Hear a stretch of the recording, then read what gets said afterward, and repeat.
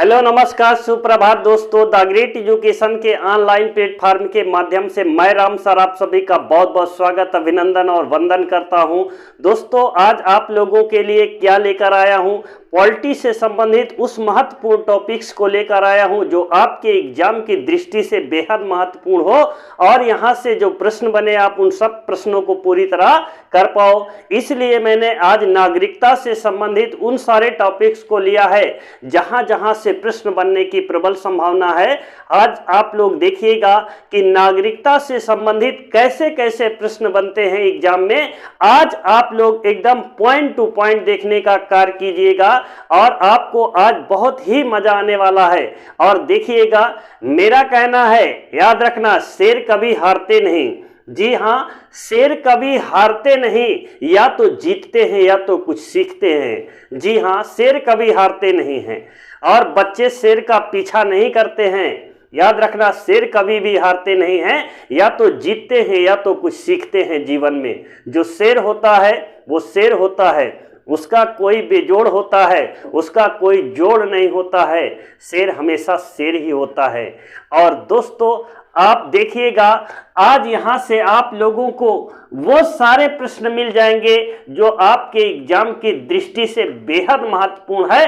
और यहाँ से जब प्रश्न बनता है तो बच्चा डिगडिगा जाता है, क्योंकि यहाँ से कुछ ऐसे डीपली प्रश्न बनते हैं। और उन सारे प्रश्नों पर आप देखिएगा, निगाह रख करके देखिएगा कैसे कैसे प्रश्न आते हैं एग्जाम में। सबसे पहले तो आप ये देखिएगा कि नागरिकता अधिनियम भारत में कब आया। जी हाँ, भारत के अंदर नागरिकता अधिनियम कब आया है उस पॉइंट को आप देखिएगा।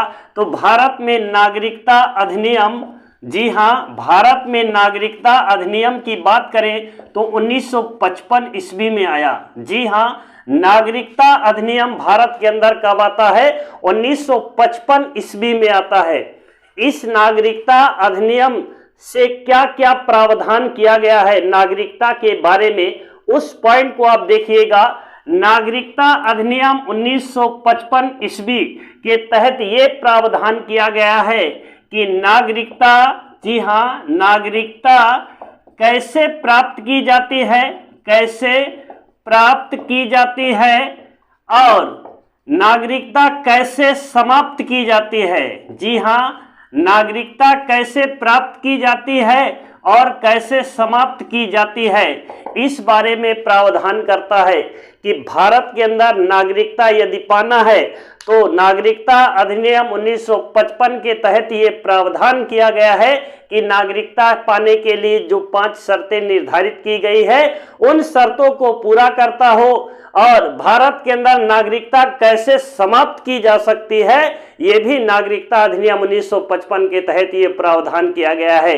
अर्थात यदि ये बात करें हम कि नागरिकता अधिनियम 1955 ये प्रावधान करता है कि नागरिकता कैसे प्राप्त की जा सकती है और कैसे इसकी समाप्ति की जा सकती है, ये प्रावधान करता है। और अगर हम बात करें तो नागरिकता अधिनियम 1955 के तहत अब तक भारत में कितनी बार इसमें संशोधन किया जा चुका है। जी हाँ, नागरिकता में संशोधन कितनी बार किया जा चुका है, इस पॉइंट को आप देखिएगा। तो याद रखना, नागरिकता संशोधन अधिनियम, नागरिकता संशोधन अधिनियम की बात करें तो आपकी जानकारी के लिए बताना चाहता हूं कि 9 बार लगभग हो चुका है। और आप लोग उस 9 बार को देखिएगा, आप एक एक पॉइंट को देखिएगा। पहली बार इसका जो संशोधन 1957 ईस्वी में, जी हाँ, 1957 ईस्वी में। दूसरी बार 1960 ईस्वी में किया गया है और तीसरी बार 1985 ईस्वी में और उसके बाद 1986 ईस्वी में किया गया है। और उसके बाद देखिएगा 1992 ईस्वी में इसमें संशोधन किया गया है और 2003 ईस्वी में किया गया है, 2005 ईस्वी में किया गया है और 2015 ईस्वी में किया गया है और 2019 ईस्वी में किया गया है। किसमें संशोधन किया गया है? नागरिकता अधिनियम में संशोधन किया गया है। कितनी बार किया गया है?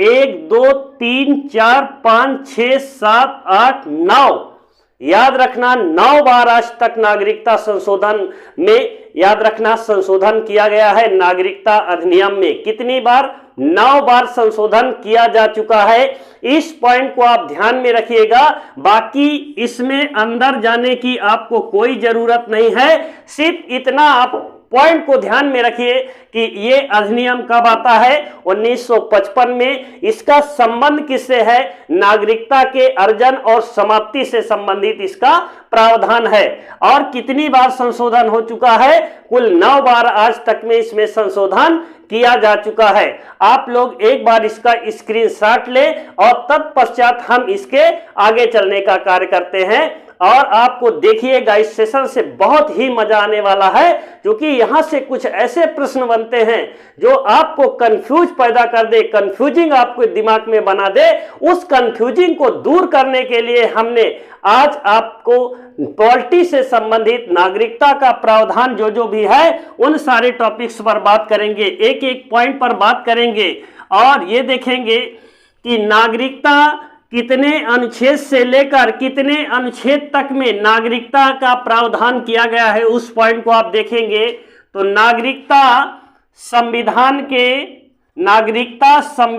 के भाग, जी हां, भाग 2 नंबर, इस भाग को याद कीजिएगा।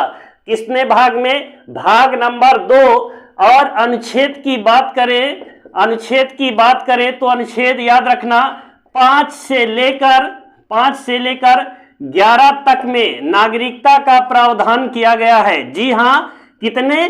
5 से लेकर 11 तक में नागरिकता का प्रावधान किया गया है। और भारत में एकल नागरिकता का प्रावधान किया गया है। इस पॉइंट को ध्यान में रखिएगा। कितने प्रकार की एकल नागरिकता का प्रावधान किया गया है? एकल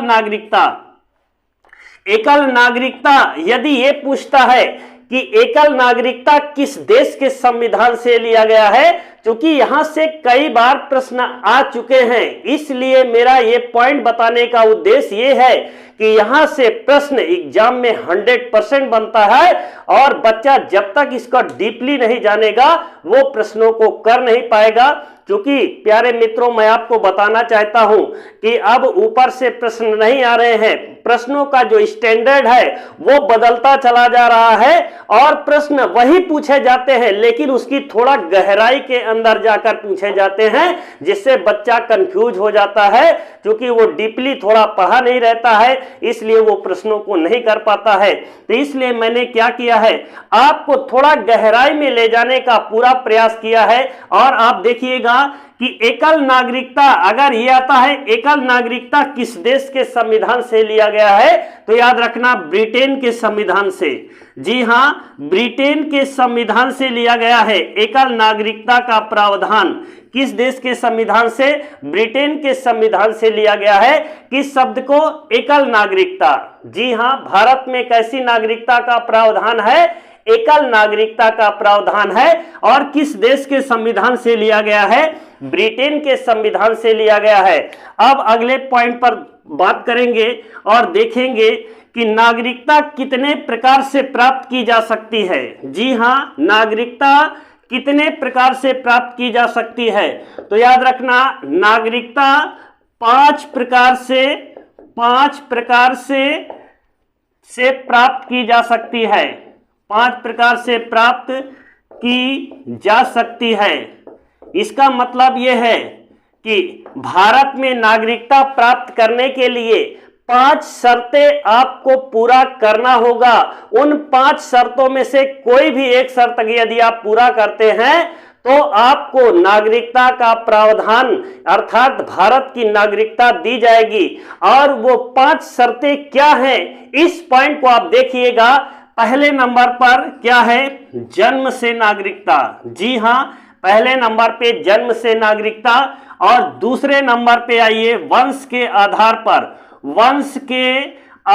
पर नागरिकता का प्राप्ति की जाती है। तीसरे नंबर पे आइए, तीसरे नंबर पे पंजीकरण के आधार पर। जी हां, किसके आधार पर? पंजीकरण के आधार पर। और चौथे नंबर पे प्राकृतिक रूप से, जी हां, प्राकृतिक रूप से नागरिकता प्राप्त की जा सकती है। और पांचवें नंबर की यदि बात करें तो पांचवें नंबर पे क्षेत्र समाविष्टि के आधार पर, क्षेत्र समाविष्टि के आधार पर, क्षेत्र समाविष्टि के आधार पर नागरिकता प्राप्त की जा सकती है। अब यदि हम बात करें एक एक पॉइंट के आधार पर यदि बात करें तो ये वीडियो बहुत ही लंबा हो जाएगा, लेकिन प्यारे मित्रों मैं इसको एक एक को तोड़ तोड़ के आपके सामने बताऊंगा। ये वीडियो लंबा होगा या छोटा होगा इससे मतलब नहीं है, इसके बाद आपको पार्ट 2 आ जाएगा। लेकिन याद रखना मेरा मकसद ये है, चूंकि मैं YouTube पर अभी नया नया आया हूं और लोग ये सोच रहे हैं कि यार चैनल को सब्सक्राइब करें कि ना करें, कि करें कि ना करें, माइंड में ये चल रहा है। लेकिन प्यारे बंधुओं मैं आप लोगों से कहना चाहता हूं कि आप लोग बेशक चैनल को लाइक एंड सब्सक्राइब करिए। आपको यहां पर वो सारे प्रश्नों का संग्रह कराया जाएगा जो आपको कहीं अदर यूट्यूब पर नहीं मिल पाएगा। वैसे प्रश्नों के संग्रह को इस पे मैंने शामिल किया है और आप देखिएगा आपको बहुत ही अच्छे अच्छे लाजवाब प्रश्न यहां से मिलेंगे और जो बच्चा नहीं कर पाता है आप उन सारे प्रश्नों को पूरी तरह कर पाएंगे। तो प्यारे मित्रों आप लोग इसका एक बार स्क्रीनशॉट लें। जन्म के आधार पर, वंश के आधार पर, पंजीकरण के आधार पर, प्राकृतिक रूप से और क्षेत्र समाविष्टि के आधार पर भारत के अंदर नागरिकता प्राप्त की जाती है और ये नागरिकता की 5 शर्तें हैं। इन शर्तों को पूरा करते हुए भारत के अंदर नागरिकता प्राप्त की जा सकती है। अगर इसकी बात करें एक एक पॉइंट की यदि बात करें तो आप पहले एक बार ओरल समझ लीजिए। जन्म से नागरिकता का मतलब यह है कि 26 जनवरी 1950-1947 के बीच भारत में जन्म लेने वाला भारत का जन्म से नागरिक कहलाता है। जी हां, 26 जनवरी 1950 से पहले भारत के अंदर पैदा होने वाला व्यक्ति भारत का जन्म से नागरिक कहलाता है। इस पॉइंट को आप ध्यान में रखिएगा। वंश के आधार पर इसका मतलब यह है कि 26 जनवरी 1950 से पहले भारत के अंदर से जो जन्मा व्यक्ति है वह वंश के आधार पर भारत की नागरिकता प्राप्त कर सकता है। कैसे? जैसे किसी का वंशज भारत का नागरिक रहा हो और वो किसी दूसरे देश में चला गया हो, किसी दूसरे देश में रह रहा हो, अगर उसका बच्चा भारत की नागरिकता लेना चाहता है तो इसको यह देखा जाएगा कि इसके माता पिता में से कोई भारत के नागरिक रहा है कि नहीं रहा है। अगर वो वंश के आधार पर लेगा तो भारत के माता पिता में से किसी को एक का भारत का नागरिक होना जरूरी है, तब उसको वंश के आधार पर भारत की नागरिकता दी जाती है। और तीसरे नंबर पे आइए पंजीकरण के आधार पर। इसका मतलब यह है कि यदि कोई व्यक्ति किसी अन्य देश में चला गया है और वहां पर वो रह रहा है और फिर से भारत आकर के रहना चाहता है, यदि वह किसी भी दूसरी स्त्री से विवाह कर लिया है, अगर वो फिर भारत आना चाहता है तो भारत में आएगा। सबसे पहले वो 7 वर्ष तक रहेगा, उसके बाद वो अपनी बीवी का जो है यहाँ पे पंजीकरण करवाएगा, भारत सरकार को जो है पंजीकरण करवाएगा और पंजीकरण करवाने के बाद तब भारत से उसको नागरिकता मिल सकती है। याद रखना ये पंजीकरण के आधार पर। प्राकृतिक के आधार पर, प्राकृतिक का मतलब यह है प्यारे मित्रों कि कोई भी व्यक्ति यदि भारत की नागरिकता प्राप्त करना चाहता है तो उसे अपने देश की नागरिकता को छोड़ना पड़ेगा और भारत की नागरिकता लेना पड़ेगा। तो उसको एक स्थान की नागरिकता को त्याग करना पड़ेगा, तब भारत की उसको नागरिकता मिल पाएगी। ये प्राकृतिक रूप से है, स्वेच्छा से अपनी इच्छा के अनुसार अगर वो अपना देश छोड़ना चाहता है, भारत की नागरिकता लेना चाहता है तो उसको बोलते हैं प्राकृतिक के आधार पर भारत की नागरिकता प्राप्त की जा सकती है। और 5वें नंबर पे आप देखेंगे क्षेत्र समाविष्टि के आधार पर। क्षेत्र समाविष्टि के आधार पर मैं आपको यह बताना चाहता हूं, भारत की जितनी भी सीमाएं लगती हैं किसी भी देश से, जैसे ये मेरी पाकिस्तान से सीमा लगी और हमारा पाकिस्तान से विवाद चल रहा है, अगर किसी समय ये विवाद का निस्तारण हो गया है और ये हमारी सीमा अगर पाकिस्तान के इतना अंदर जा रही है, अगर ये हमारे क्षेत्र में आता है तो याद रखना जब इसको हम अपने क्षेत्र में समाहित करेंगे तो यहां पर जो लोग बसे हुए हैं ये सारे लोगों को भारत नागरिक अपना बनाएगा। ये प्रावधान है क्षेत्र समाविष्टि, उस क्षेत्र का अपने भारत के अंदर समाहित करना। तो इसका मतलब जब यहां पर ये क्षेत्र समाहित होगा भारत के अंदर, तो यहां पर जितने भी लोग बसे हुए हैं उन सब को भारत की नागरिकता दी जाएगी। ये भारत में नागरिकता समाविष्टि के आधार पर ये नागरिकता का प्रावधान करता है। मैं प्यारे मित्रों ये 5 जो प्रकार है, इन सारे प्रकार को अगले वीडियो में एक एक पॉइंट टू पॉइंट बताने वाला हूं। अब आप इसके आगे क्या देखेंगे, 5 अनुच्छेद में 6, 7, 8, 9, 10, 11, ये पहले आप तीनों जितने भी 5 से लेकर 11 तक अनुच्छेद है, इन अनुच्छेद के बारे में एक एक प्रश्नों को आप देख लीजिए। उसके बाद आपको जन्म, वंश, पंजीकरण, प्राकृतिक और क्षेत्र समाविष्टि के आधार पर ये अगले वीडियो में पार्ट 2 में मैं आपको देने का पूरा प्रयास करूंगा और आपको दूंगा, इसका एक एक पॉइंट टू पॉइंट बता कर दूंगा। और आज आप लोग क्या देखिए, आज 5 से लेकर 11 तक जो अनुच्छेद है उन अनुच्छेद के बारे में एक एक पॉइंट को आप देख लीजिए। इसके बाद अगले पार्ट्स में हम इसके बारे में आपको पूरा एक तरफ से लिखवा करके पॉइंट टू पॉइंट बताने का पूरा कार्य करेंगे। तो चलिए इसके आगे हम देख लेते हैं कि क्या प्रावधान है। 5 अनुच्छेद, 6 अनुच्छेद, 7 अनुच्छेद, 8 अनुच्छेद, 9 अनुच्छेद और 10, 11, एक एक पॉइंट को आप देखिएगा कि कैसे कैसे 5 अनुच्छेद में क्या है। जैसा कि आपको मैंने बता ही दिया है कि 5 से लेकर 11 तक नागरिकता का प्रावधान करता है। जी हां, 5 से लेकर 11 तक सिटीजनशिप के बारे में बात करता है। अब ये देखेंगे कि अनुच्छेद 5 में क्या है। जी हां, अनुच्छेद 5 में क्या कहता है कि संविधान के प्रारंभ पर नागरिकता का अधिकार। जी हां, संविधान के प्रारंभ पर नागरिकता का अधिकार है। संविधान के प्रारंभ पर नागरिकता का अधिकार, जब भारत के अंदर संविधान प्रारंभ किया गया उस समय अनुच्छेद 5 के तहत यह बताया गया है कि नागरिकता के अधिकार आपको प्राप्त है, नागरिकता आप बन सकते हैं भारत के। और अनुच्छेद 6 में आइएगा। जी हां, अनुच्छेद 6 में क्या प्रावधान किया गया है, पाकिस्तान से, जी हां, पाकिस्तान से भारत को प्रवर्जन करने वाले, पाकिस्तान से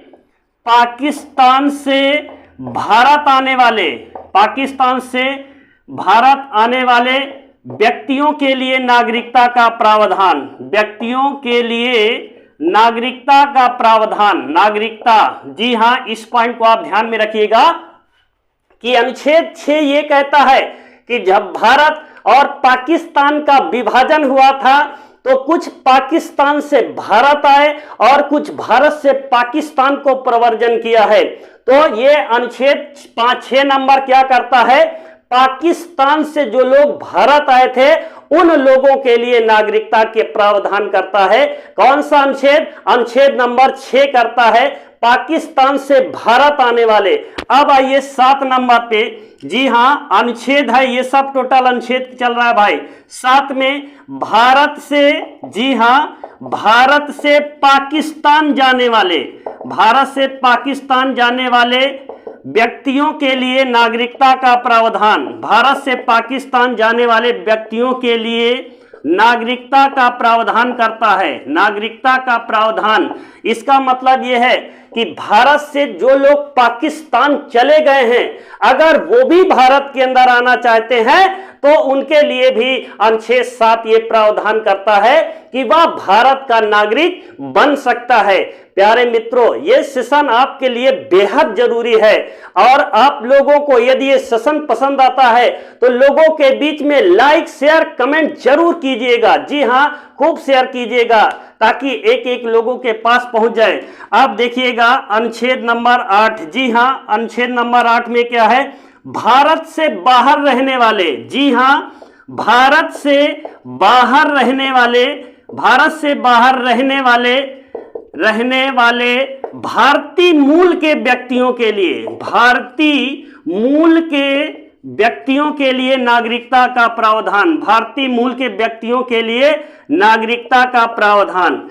इसका मतलब यह है, मैं बताना चाहता हूं कि अनुच्छेद ये कहता है कि जो व्यक्ति भारत का था लेकिन वर्तमान में वो भारत में नहीं रह रहा है, किसी अन्य देश में रह रहा है, यदि वह भारत की नागरिकता लेना चाहता है तो अनुच्छेद 8 में ये कहा गया है कि भारत का मूल व्यक्तियों के लिए नागरिकता का प्रावधान किया गया है। वो आकर के भारत के अंदर नागरिकता ले सकता है। यह प्रावधान कितने में किया गया है? अनुच्छेद नंबर 8 में किया गया है।